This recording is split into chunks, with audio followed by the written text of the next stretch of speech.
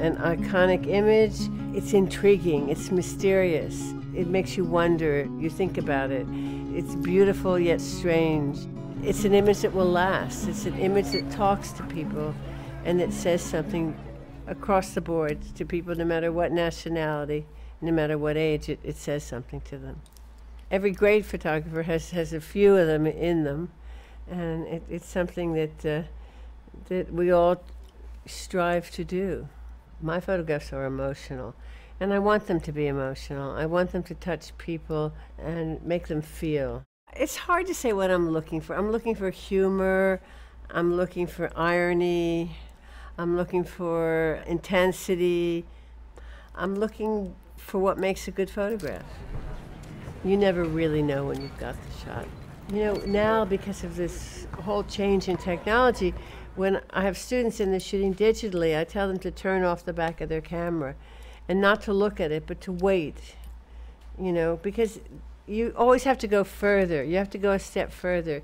And if you look in the back of your camera, you could think you have it, but you're never sure. You're never sure until you see an image at its proper scale. But don't block your photography was always an intense process for me. I never felt it was easy. To do anything well, it's difficult. I'm not just saying photography. I think to be a great musician is very difficult. To be a great designer is very difficult. To be a great filmmaker is very difficult. So to do anything well is very hard. To be okay at something is easy. But if you really want to be exceptional at something, it's hard.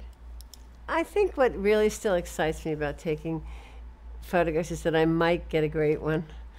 I might make an iconic picture if I'm lucky. There are two situations when you take a picture. You're an observer or you're a participant.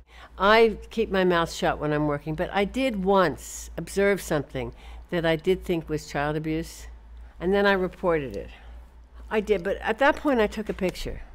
I think if you see something like that, you have to become involved. Otherwise, you're there to document something, you know, and life goes on, and no matter what you say, often it doesn't mean anything. I still think of it.